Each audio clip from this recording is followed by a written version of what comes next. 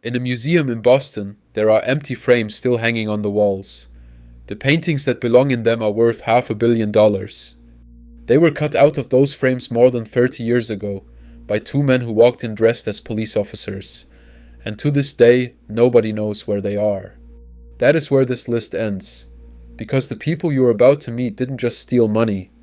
They beat vaults that were called impossible. They dug tunnels under entire city blocks. They walked past every alarm a bank could buy. They turned themselves into police, into employees, into landscapers, into anyone they needed to be to get close. Some got caught, some got away. And some of the money has never ever been found. These are the biggest heists ever pulled off. Number 7. The Antwerp Diamond Heist. In the heart of Antwerp, Belgium, sits the Diamond District, where a huge share of the world's diamonds pass through on their way to becoming rings and necklaces. And underneath it all was a vault that the experts called one of the most secure rooms on the planet. 2 floors underground, behind a steel door, protected by 10 separate layers of security. Heat sensors, motion detectors, a magnetic field on the door, a seismic sensor to feel anyone digging, light detectors, and a lock with 100 million possible combinations. In February of 2003, somebody opened it anyway.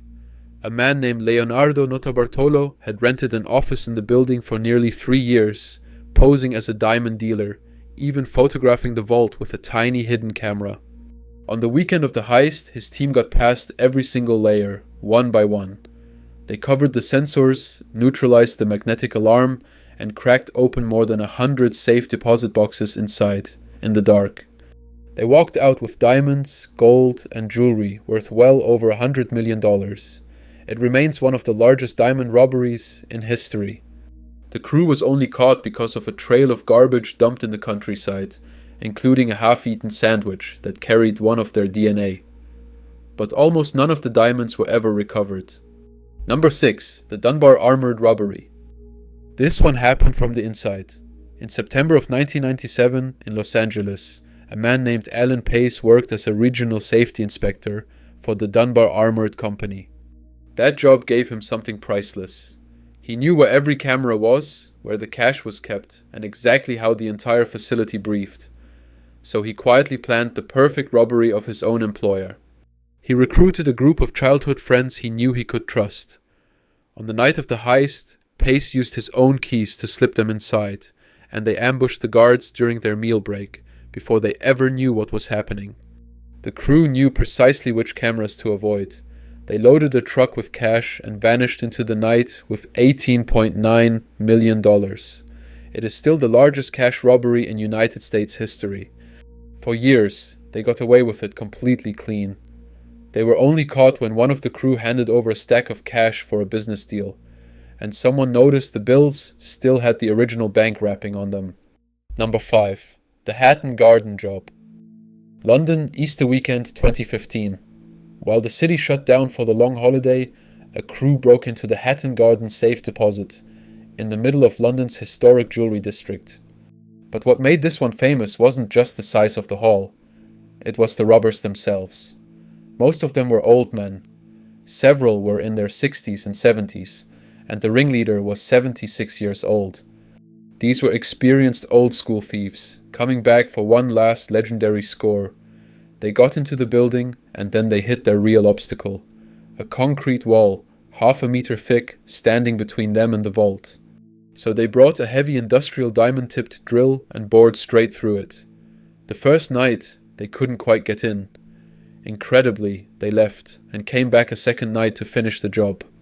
They squeezed through a hole barely big enough for a person, and emptied the boxes of cash, gold, and jewels worth around £14 million. An entire country was stunned that a gang of pensioners had pulled it off.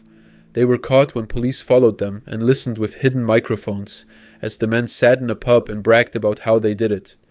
Number 4. The Banco Central Burglary. Fortaleza, Brazil, 2005. A group of thieves set their sights on the Banco Central, the central bank, where enormous quantities of cash were stored. But the vault was a fortress, built with steel-reinforced concrete to survive almost any attack from the outside, so they made a decision. They would not attack it from the outside at all. They would come up from beneath it. Months before, they rented a small house 2 blocks away and put up a sign, claiming to be a landscaping company. That cover story explained the one strange thing anyone might notice. Truckloads of dirt leaving the property, day after day. Because behind those walls, the crew was digging a tunnel, almost 80 meters of it, running underneath an entire city block. And this was no crude hole. It was reinforced with wood and plastic, even fitted with lighting and air conditioning. The tunnel ended directly below the bank's vault. On the weekend, they broke up through more than a meter of reinforced concrete into the vault itself and carried out around $70 million in untraceable banknotes.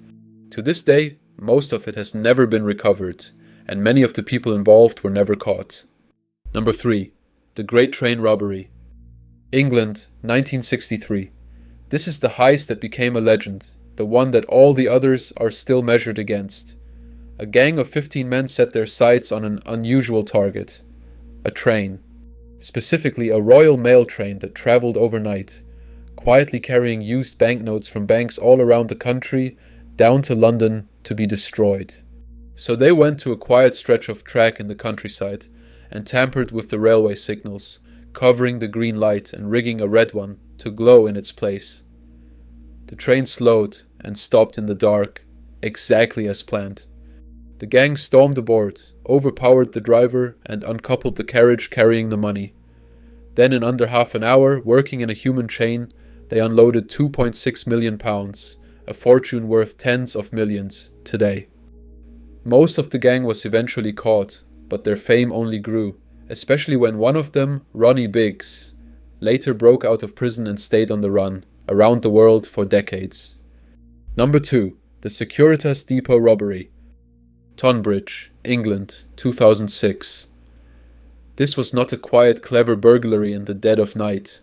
This one was bold, and it was genuinely frightening. The target was a Securitas cash depot, where banks sent their money to be stored. And the gang's plan didn't begin at the depot. It began at the manager's home and with his family. Posing as police officers, members of the gang pulled the depot manager over as he drove home. At the same time, others went to his house and took his wife and his young child. The manager was told, very simply, that his family's safety now depended entirely on his cooperation. Terrified, he led them into the depot, where they tied up the staff at gunpoint. They took £53 million, the largest cash robbery in British history, and they were forced to leave well over 100 million more behind, simply because it would not fit in the truck. The family was eventually released unharmed, and several of the gang were later caught. But a large part of that £53 million was never seen again. Number 1. The Isabella Stewart Gardner Museum Heist. Boston, in the early hours of the morning after St. Patrick's Day, 1990. This is the single biggest art theft in human history, and more than 3 decades later, it is still completely unsolved. 2 men pulled up to the Isabella Stewart Gardner Museum, dressed as police officers. They told the guards on duty they were responding to a disturbance call. The guards, breaking protocol, let them inside. Once they were in, the thieves handcuffed both guards, walked them down to the basement, and taped them to pipes. And then, for the next 81 minutes, they had the entire silent museum to themselves. They stole 13 works of art. Among them a Vermeer, one of only around 35 in the entire world. The only seascape Rembrandt ever painted. Priceless works by Degas and Manet. In some cases, they cut the canvases right out of their frames. The total value of what they took is estimated at around $500 million. And then, they vanished. No arrests were ever made. Not one of the 13 works has ever been recovered. The museum still displays the original empty frames, hanging exactly where the paintings used to be, in the hope that one day they will come home. There is a standing reward of $10 million for their return.